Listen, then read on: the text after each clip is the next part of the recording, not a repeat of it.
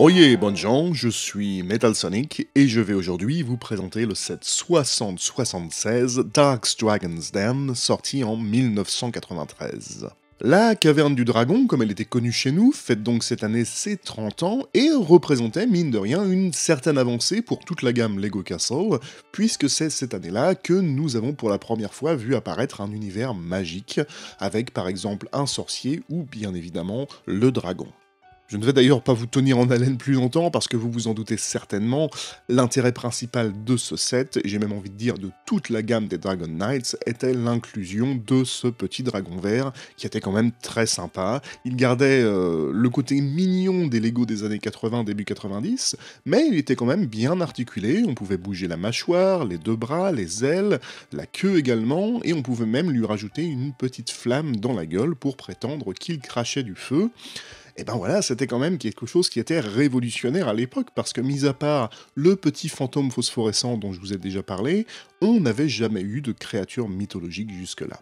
Je pense d'ailleurs que ce dragon a laissé une certaine marque dans l'histoire de Lego, parce que même s'il n'est plus fabriqué depuis très longtemps, on trouve encore de nombreuses références à celui-ci, que ce soit dans les parcs Legoland, où il y a des attractions qui lui sont dédiées, ou même dans certains jeux vidéo.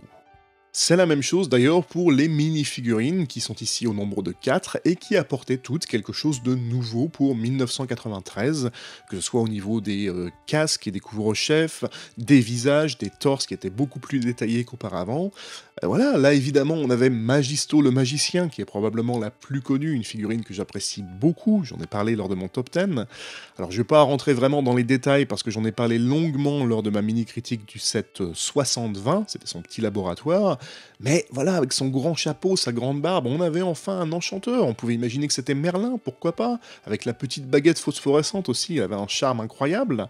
Mais les trois autres personnages n'étaient pas en reste. On avait par exemple un arbalétrier qui lui était peut-être un peu plus simple et évoquait potentiellement les Black Falcon ou les Crusaders qu'on avait pu voir avant, mais on avait un nouveau visage avec des petites moustaches, on avait un torse avec un dragon imprimé dessus qui voilà laissait entrer ce côté imaginaire et merveilleux dans l'univers Castle, et les deux autres chevaliers qui eux étaient pour le coup vraiment développés, avec pour l'un d'entre eux un visage plutôt agressif avec une moustache et une barbe très fournie, de gros sourcils, mais voilà, un nouveau design de casque, un peu en forme de dragon, sur lequel on rajoutait un plumeau, un torse là aussi totalement nouveau, un motif d'armure et de créature dessus, la hallebarde aussi était un nouvel accessoire pour l'époque, mais la deuxième figurine est, elle, encore plus développée, elle ressemble à la précédente, mais elle a un visage voilà, avec des cheveux de couleur rouge et une cape en tissu absolument magnifique, et c'était d'ailleurs la première fois que l'on voyait des capes en tissu. Auparavant on avait eu de petites capes en plastique, comme celle de Magisto le magicien.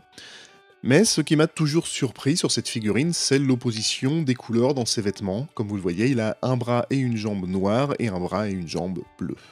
En ce qui concerne la construction principale, il s'agit d'une montagne ou d'une grotte dans laquelle le dragon va pouvoir se terrer. Et là, je suis beaucoup moins enthousiaste, je vais être honnête, parce que c'est pas très joli visuellement. Alors, le set est tout de même de bonne taille, on a l'impression d'avoir quelque chose d'assez gros, mais c'est uniquement un décor. Comme vous allez le voir à l'intérieur, on n'a pas grand chose.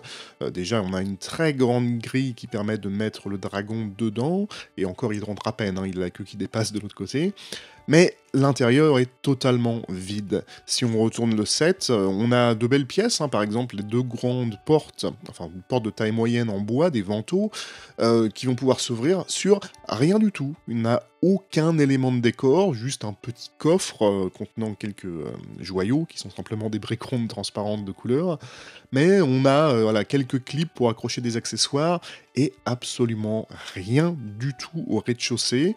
On a la possibilité de faire pivoter un pan de mur pour pénétrer à l'intérieur, mais là encore, il n'y a absolument rien. On trouvera quelques marches et un escalier de type Fabuland qui vous permettra d'accéder à l'étage. Alors c'est un peu plus joli, là on a au moins quelques détails, enfin à peine finalement, on a tout de même un chemin de ronde qui est crénelé, un petit bout de toit avec une flamme, alors on pourra pourquoi pas imaginer qu'il s'agit d'une alcôve ou d'une cheminée pour permettre au magicien de préparer ses potions.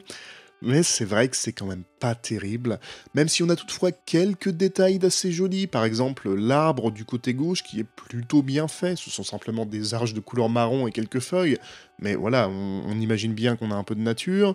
De la même manière, on a le casque pour chevaux qui est accroché au-dessus de la grille principale, qui donne un petit côté là aussi médiéval fantasy. Mais honnêtement, c'est vrai que il n'y a pas grand-chose à faire dans ce set finalement. Alors déjà, bon, on s'ennuie un peu en termes de jouabilité, il y a pas grand-chose comme je le disais, mais visuellement, bah, c'est un peu compliqué.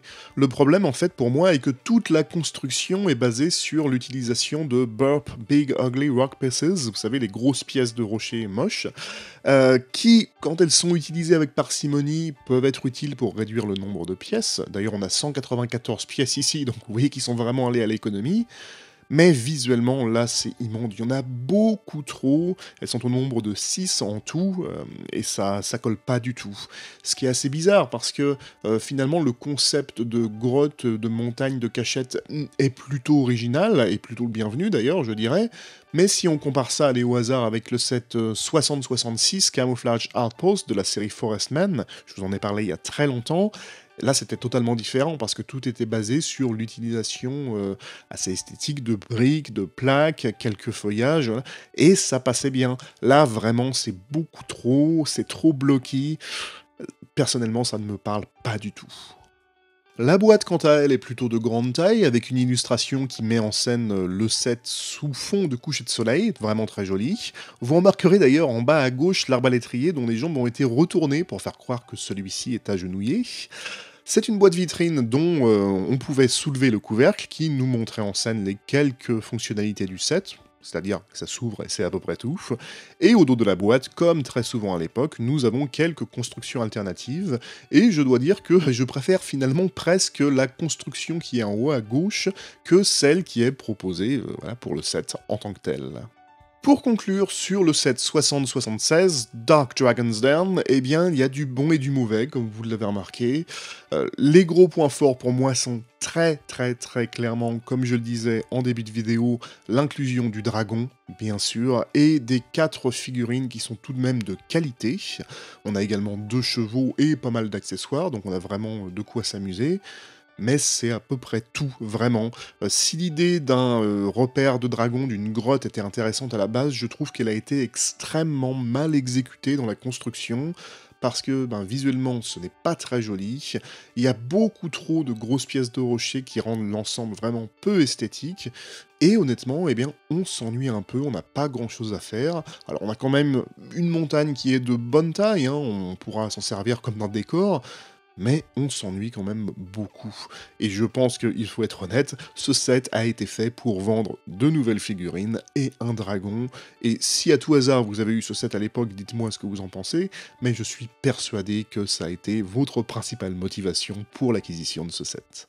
C'est en tout cas ici que nous allons nous quitter, n'hésitez pas à vous abonner pour soutenir la chaîne et ne manquer aucune de mes prochaines critiques. D'ici à la prochaine fois, prenez soin de vous, à très bientôt.